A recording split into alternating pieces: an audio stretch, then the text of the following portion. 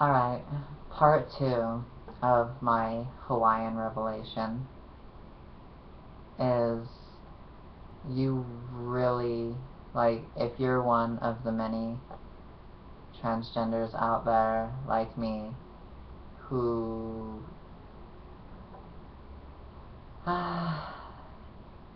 isn't necessarily being watched, is doing hormones alone. Well, I guess I won't be doing hormones alone for, like, here in a bit, because, you know, once I get this endocrinologist, but if you are, like me, then you really need to watch yourself. You need to watch your body. Though I have this, and, you know, that may seem a little intense or whatever, but not really at the same time.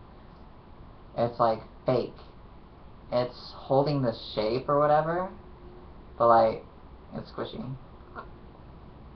Just strange. I don't know. Like, I don't know why it's doing that, but yeah, it's not really there. It just looks like that. And I found that out the hard way. So, experience 2 of while I was in Hawaii, I was at the beach. Yes, a beautiful, beautiful beach. And it was amazing because I was very nervous at first, but I was at the beach in a 2-piece bikini. And I didn't draw any negative attention. None. Whatsoever. And it was fucking fantastic. Like, you wouldn't think, like, how amazing it feels to wear a bikini. Like, it's like walking on the moon. Like, it's a level of accomplishment that you almost cannot see happening in your future. But once you get there, you know, the sky's the limit. But anyway, aside from that, we started to go swimming. Yay, beach, fun, water. And I was somebody who was, like, trained as a lifeguard, you know, and that's some pretty intense training if any of you out there have done it, you know. And, like,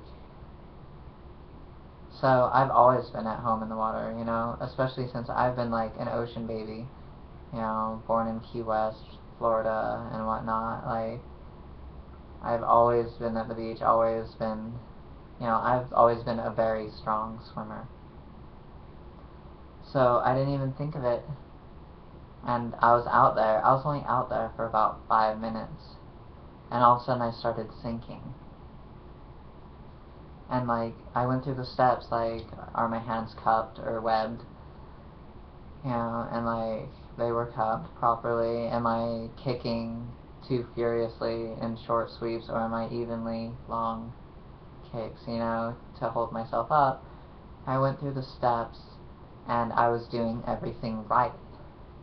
It's just, my body didn't have the physical capacity to hold me in the water. Like, my muscle mass, though it look as it may, has broken down to a point where I cannot swim. Like, I can swim, but I cannot swim for extended periods of time. And then it occurred to me at that point, like, okay, this isn't good.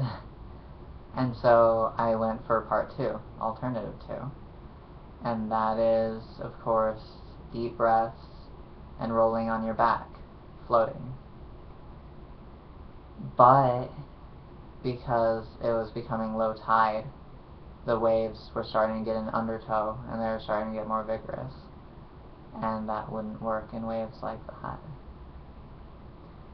And so I realized there was nothing I could do. There's very few options. I could not make it back to shore with how my body was. I needed to rest. Like, I was not able to hold myself above the water. Like, I was choking on water, and I couldn't breathe properly, and each second that I couldn't breathe properly was a second more my lungs were like contracting in on themselves. They were freaking, and my heartbeat went faster, so I needed more oxygen, but I still couldn't get it. And in the end, I started to panic. And panicking is never good. You learn that if you are trained to be a lifeguard. Panicking is not good. So I tried to make my way to the rocks. Though I knew it was a dumb decision, it was my only option.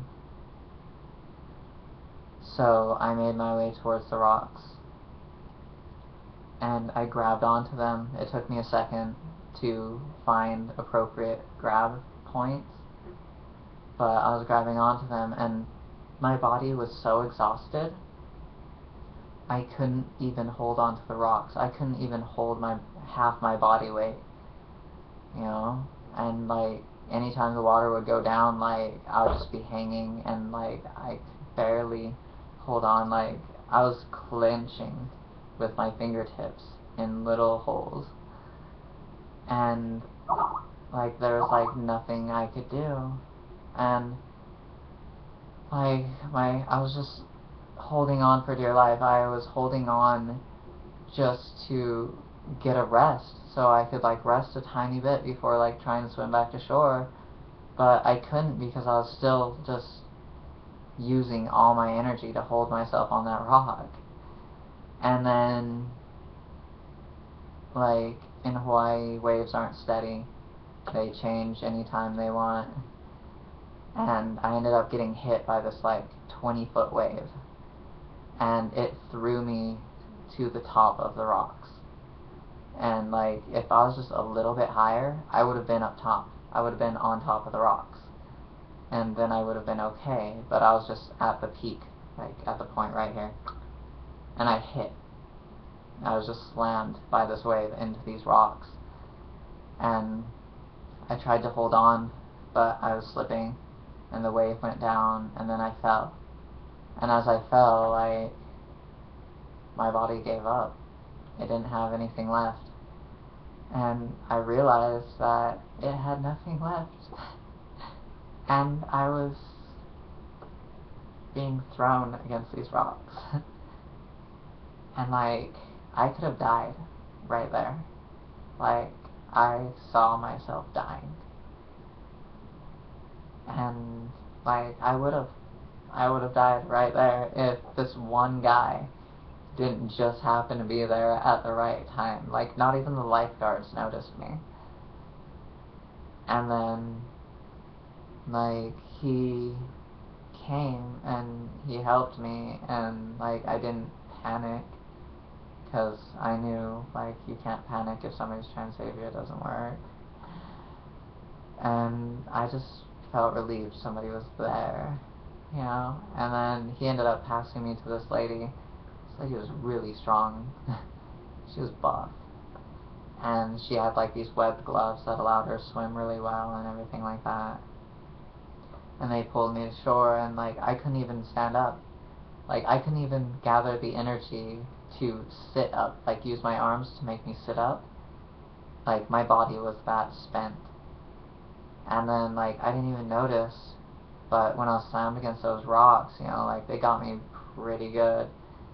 I guess you can't really see my scars on cam, but I ended up getting fucked up by the rocks. I ended up getting like Bana or sea urchin stings throughout my hand and my forearm, and a little bit on my knee, and those areas like swelled and went numb, and I couldn't really use my right hand for like a day and a half. And like, it was very humbling. It was very... I've never in my entire life been in a situation where I completely gave up hope. I've never been in a situation where I couldn't fight. Like, I've been in fights with people when they had knives or weapons, you know, and I didn't see myself losing, and I didn't. I did not lose. I've been in situations where I'm running from the police, and I didn't think I'd get away, and I got away. I've been in all these situations, but I've never been unconfident, and I've never lost hope, because I believed in myself, but this is the first time I was at the complete mercy of whatever that had me, and I felt very weak, and my pride was gone, and I just don't want any of you to reenact this.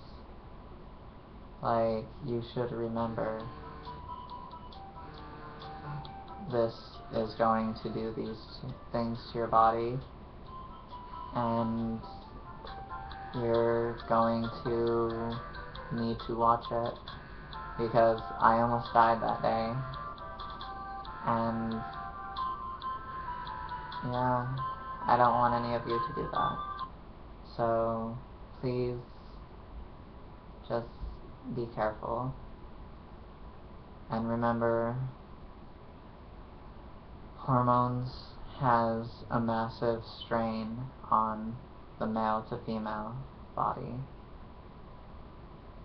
So be well, be safe, and just make sure you're healthy.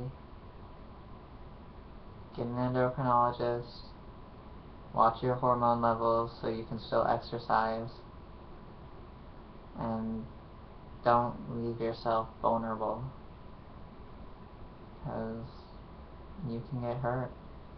You need to set yourself a whole new standard of limitations, because your old limitations are going to be very different from your new. So, you know, good luck.